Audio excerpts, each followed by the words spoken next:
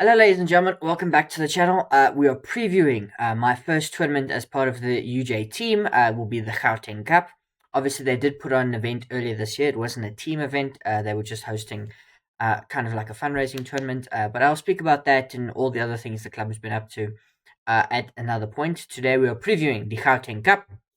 Gauteng Chess Championship. We're featuring us will be hosted at Wits University. So obviously Wits will be there, and I think a few other universities will be joining us as well. So we're going to get into it. This is, of course, my first event as part of the team, which is quite nice. So the Gauteng University Chess Championship for 2026. This was an event that UJ, I believe they won it last year. They performed very, very well. And so we'll get onto the team and what happened last year as well. I'll show you the photo. But in terms of the tournament overview, it is a 5-round Swiss system. 5-round Swiss, and it will be rated CHESSA-rated, not FIDE rated, although I have given them my FIDE ID, so maybe, but I doubt it very much. The time control is very interesting. It is going to be 30 plus 30, not 30 plus 30, 30 30. So you have 30 minutes on your clock for the match. It's just going to help for the flow. So section, it's all open, but we'll talk about the composition of the teams in just a second. It's going to be at Wits. Schedule round one is at 9 o'clock, which is actually quite a bit later than some of the other tournaments I've played, where it's been like round one starts at 8, but that's generally for my standard and or classical tournaments. And then we should be done probably by 5 o'clock. The prize giving ceremony is slated to start at 4 p.m. It might not, because the thing is the rounds are meant to start exactly an hour after each other, because you have exactly an hour on the clock between the two of you.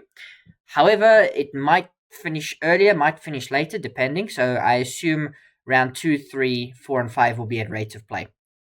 Simply because if two players take near an hour, you have to capture the result, and then you have to do the draw, and then you have to give players 10 minutes or so after the draw has been done. So we shall see.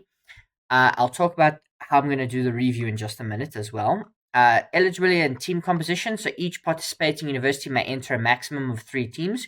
We have entered 3 teams. Each team must include a minimum of 2 female players. And then, of course, just a slight here, all players must be part of the university they represent and must be able to show valid registration. A player may only represent one university, and team captains must submit a board order with Chess SA ID numbers where applicable at registration before round 1 begins.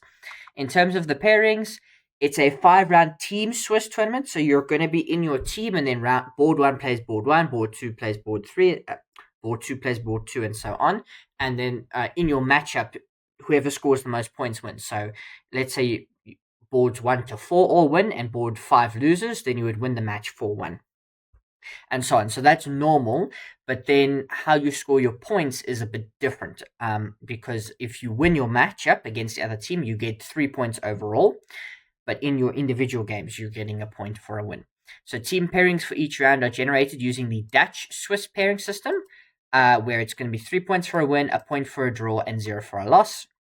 See 7.1, administered via Swiss Manager or any other approved system.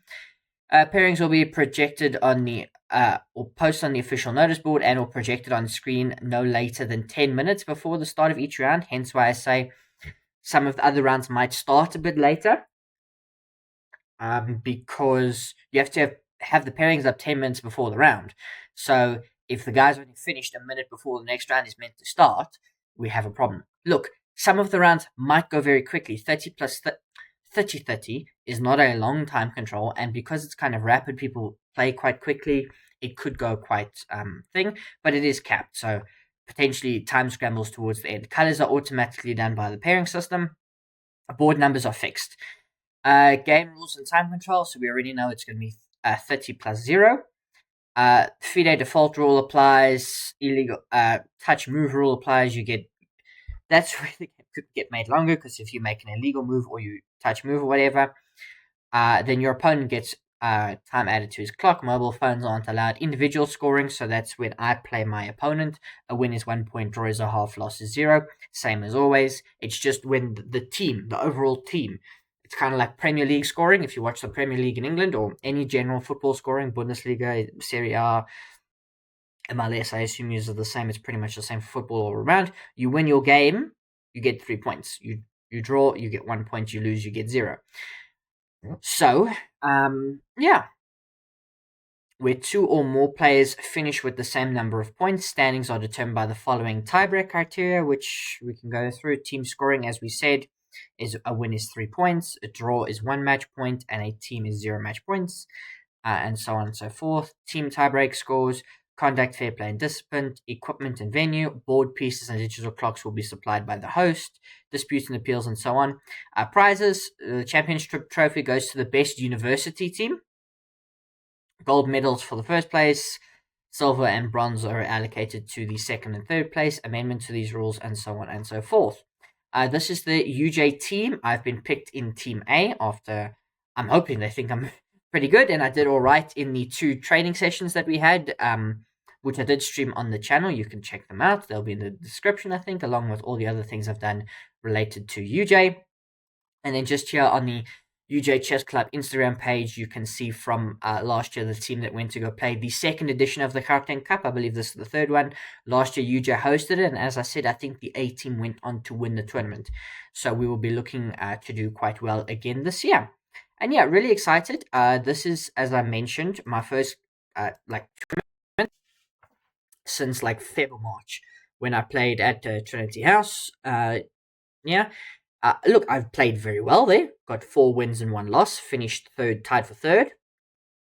Got some prize money, which was nice. This is obviously a team event, no prize money up for stakes. Just, university pride. It is a rated tournament, so there's still value in playing well. And it is a rapid tournament, I believe. 30 plus 0 is a rapid time control. So this will also be my first rated rapid tournament, which is quite cool. So I have a rapid CHESSA rating to talk about after this tournament, which will be quite nice. Yeah, looking forward to doing well. It's a short preview. In terms of openings, probably going to stick with my normal opening repertoire that I've used in tournaments. Obviously, the one I play online, which you'll see in like Title Tuesday and three or Thursday and things like that, and are going to stay there. And then I've got a very specific tournament repertoire that I want to use. It will be interesting because I played in classical chess when I've got a little bit more time on the clock.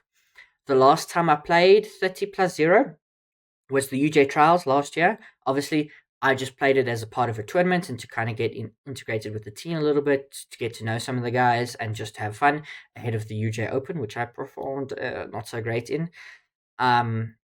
So it didn't go well. I didn't win a lot of games, and that was a 30 plus 0 time control.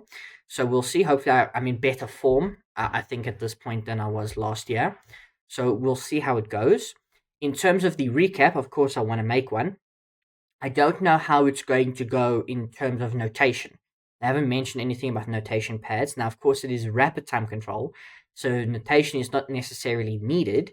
So I might just have to check something with the organizers if I can have, a pen and paper and notate the game. To my disadvantage, but of course to the advantage of the channel, because then I can, analyze the games properly and so on and so forth, and then I can put them on the channel as well and create content.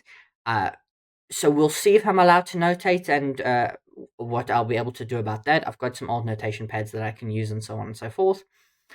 So we'll see how that goes. Yeah. Otherwise, the recap, I'll just show some photos and talk through the tournament, talk through my results and so on and so forth. Hoping to do well. Hope the team does well. Hope the university as a whole does well. Will be fun to play at Wits. We're meant to have a warm-up match on Friday. I think this is coming out on Friday, so today as you're hearing this. I don't know any more details, so it might be recorded and then put up for you on Saturday to view while I'm playing the tournament. But there's no guarantee about that happening. I haven't got any more details about that. I don't know, given some of my other commitments, if I'll even be able to play. So we wait and we see.